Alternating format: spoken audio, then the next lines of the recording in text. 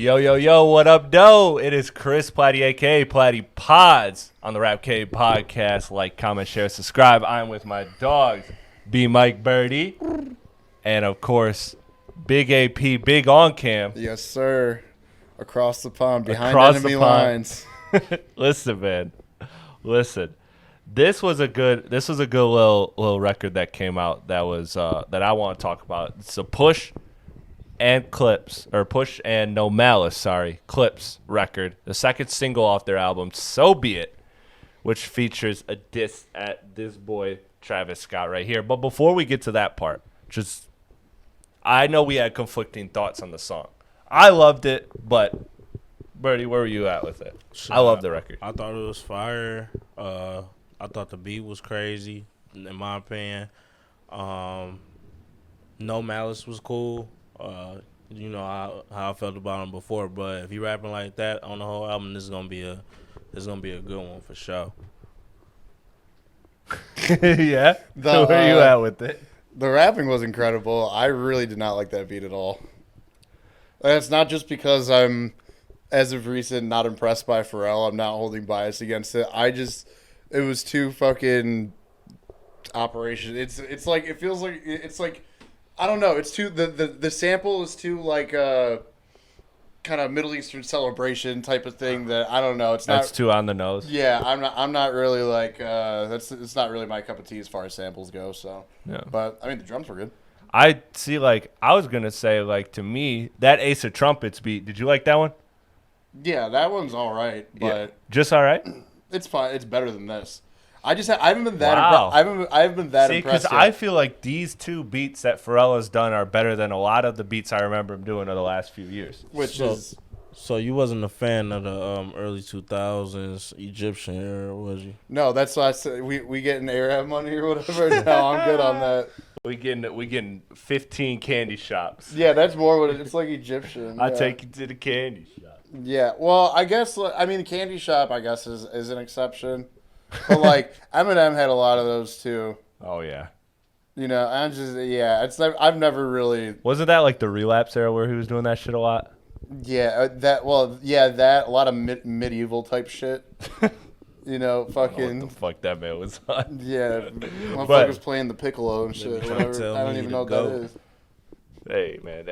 No strays. You said what? Let's do what Push does. Let's keep it direct. Yeah, I rock with the song. I'm still very excited for the album. Oh, so yeah, me too, for sure. What happened with this is that essentially, so when Pusha T and No Malice did their Clipse interview with GQ, I'm blanking on the journalist's name, forgive me, but really, really good article. Really long, but really good article. I left a lot on the cutting room floor in their interview, including covering this song. So I imagine they went track by track and they just kind of stuck to doing the overall conversation. But he posted that with this song coming out, and in that he has the lines in the song. I'm blanking on them now, but Calabasas stole your bitch. You lied to me. I watched your pride die. You're lucky I got a video. I could A&E'd it. You're lucky I ain't TMZ it. I fucked it up. That was not a good delivery, but Pusha T delivered it way better. So breaking listen to the news, song. you're not Pusha T. Listen to the song. Pusha T delivered it better than I did. But that's the synopsis of it. It's basically he's alluding to the fact that he has a video of Travis Scott just like a wreck over Kylie Jenner, and the fact that, and apparently like using Pusha T for moral support.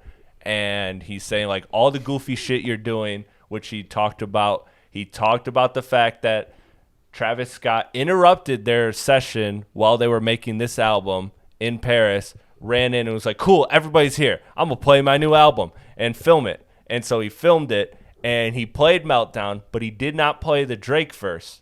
And then, obviously a week later, the Drake verse comes out on Meltdown. And as you remember, it was very much shots at Pusha T and Pharrell.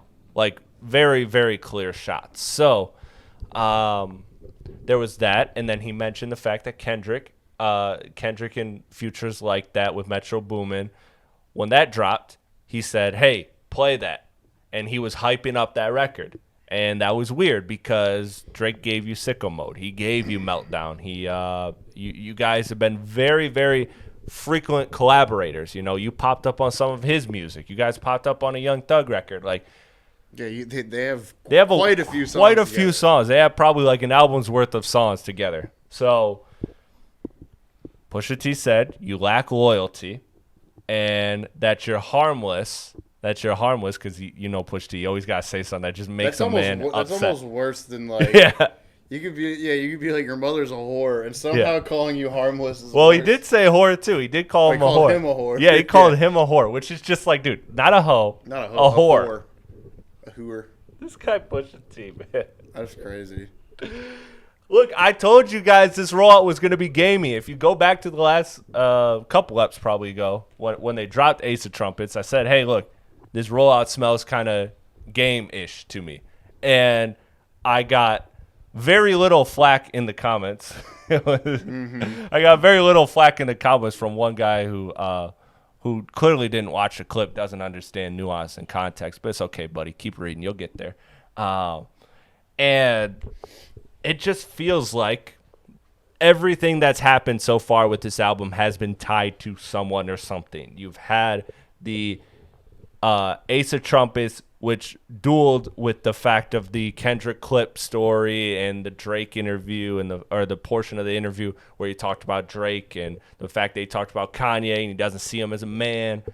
And then now you got this. So, well, I think the music's going to be good. Game is one of my favorite artists. Game delivers great music consistently. Doesn't mean that he doesn't use antics.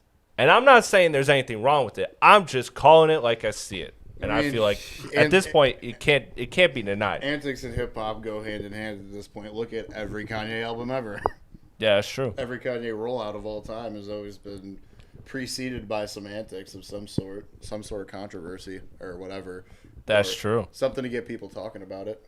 That's true. I'm trying to think of college dropout late registration rollouts, but I mean ever since graduation on. Even graduation, you had the 50 Cent. Late registration was on the Katrina relief thing. You know, this guy not saying he was wrong. This guy Kanye is crazy. Since album number 2, at least. I don't know. College. That's insane. I forgot that was tied with that. Yeah, you're right. It was like 2000. Yeah, it was 2005. Yeah. This guy, dude, every time. It's every time. Yeah. He's always found something for sure. Holy shit. And then graduation was 50 Cent. 50 Cent. Then 808s was Taylor Swift. Yeah. My Beautiful Dark Twisted Fantasy was also kind of the like Beyonce aftermath thing. Yeah, all that. And then Yeezus is just controversial in itself. Yeah. It's like he had those interviews with like the Breakfast Club stuff. Oh yeah. I like some of the Gaga songs. What the fuck does she know about or what the fuck does she know about cameras? Mm-hmm. And then, obviously, as we know, everything from like 2018 on was very, very controversial. So, well, yeah, you got those. Oh, in modern day, he's still controversial. You don't say. Even with the Jesus King roll, yeah, something. But anyways, let's stay on point here. I mean, I'm not wrong at this point, right? Like it's a game rollout. Like at this point. Yeah.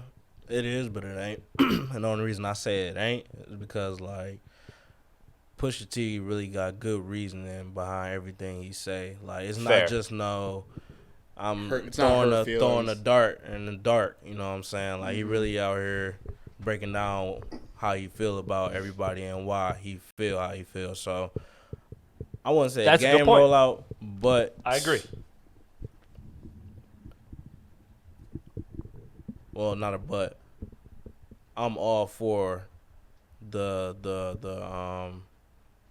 get rid of Travis Scott program. The demise. I'm here for it. You know what I'm saying? Pusha T. I don't care if I gotta go to sleep with your album on repeat. If that's what you got. That's what it take for us to get this little flame little nigga out. I'm all for it. Yeah, it is. I'm all for it. It is not lit. It's not lit no more. I know. I'm over Travis Scott. So if Pusha T did what he did to your boy Drake, but then also gets Travis out of here. Where you at with Push? Cool? Um, You guys Well, good money? Nah, Pusha T always been good money for me. Okay. You know what I'm saying? Like, I ain't never really had no problem. Like, he was probably my favorite artist on the Good. good tape. So, and he was on fire around that time. Now I don't like remix verse. Yeah, that Fire. was tough. The what's the Mercy? Mercy was crazy. You know what I'm saying? that rodeo was around that time anyway, wasn't it? Because when was the good music? When was Cruel? What was it? That was 2014. 2013, I think. 2013, 14. Yeah, so that's around And the same time. Rodeo as was 15, too. yeah. It was 15? Yep. Oh yeah. It was yeah, 15. Okay, yeah, that makes sense. Yeah. He had days before Rodeo. Yeah. Yeah, no, I'm in fucks with Push. I fucks with that collab he did with Tyler the Creator too. That shit was fire. Trouble on My Mind, whatever that shit was called. Yeah. Daytona was straight. Numbers So on the board. Numbers on the boards, fire. That's one of my favorite Pusha T songs. So then how high does he climb up the GOAT list if he kills Trav? If he gets Travis out of here, if he sends him packing, is he a top 10 all time? Personally, he ain't really got like the discography, like whole discography for me to put him up there. Cause I don't really listen to like his whole album. Man, you're being too serious, man. I'm just trying to get you. I'm just trying to get you was jump asking on. me a question. No, I'm just you're too Thought you was asking cooked me a right now. question. I'm trying to get you to jump off the ledge with your Travis Scott. That's all I was doing. Oh yeah, I mean, y'all here Travis Scott, articulating you know what yourself I'm saying? and shit. I'm high, man. Listen, That media, Well, that sometimes media I can't training do is real good. That motherfucker is thoughtful with his words, articulate. I'm trying to. I'm get glad you to asked say- me that. I'm trying to get you to. I'm trying to get you to have a crash out like you did a couple hours ago about getting Travis Scott up out of here. But I done already crashed Forget out it, on about yeah. Travis Scott so many times. I feel like don't worry, you'll probably get another chance at some point, I imagine. Yeah, we don't even no, need to no more. this isn't over. Yeah. There'll be another opportunity. We don't need to no more chat. So I did hear one thing before we get out of here on the Pusha T thing. That that somebody said you're gonna go for Kanye, Drake, and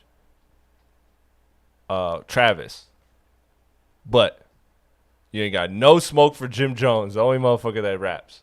And I was like, well, I feel like that's coming on the album. I think he said in the interview, yeah, I'm shooting at Jim Jones on the album. I think he literally said that in the interview, like in the GQ. So like, I'm just saying, I get that. Again, it looks that way right now. It looks like when you're picking on Kanye, when you're picking on Travis Scott, those are two people that aren't lyrically going to fight for themselves. Drake's got way bigger problems to deal with than Pusha T shots. So like, at this point, everyone he's picked on has been just from a lyrical standpoint, like you're not ready for, like we're not anticipating a Travis Scott response. Although Bun B did say, "Hey, don't count him out." I'm like, dude, nobody wants to hear a Travis Scott diss track. Yeah, He said that. I swear. I saw a video before we went live of Bun B talking about, "Hey, sorry, I don't remember where it's from. I'd love to give credit, but my apologies." But it's a video of Bun B saying, "Hey, man, don't count out Travis Scott. I'd be shocked if he doesn't respond to this." he's hardly a rapper at this point. He's a. What's fucking he gonna pop star. do? Bro, this nigga is harmless. Yeah, This nigga harmless, as dog. as Did Drake we would not- say, a fragile op. Did we Yeah. not see Tory Lanez punk Travis Scott? Did we not see Tyga and them people's punk Travis Scott? This nigga's a hip hop punching bag. He looked like BoJack Horseman.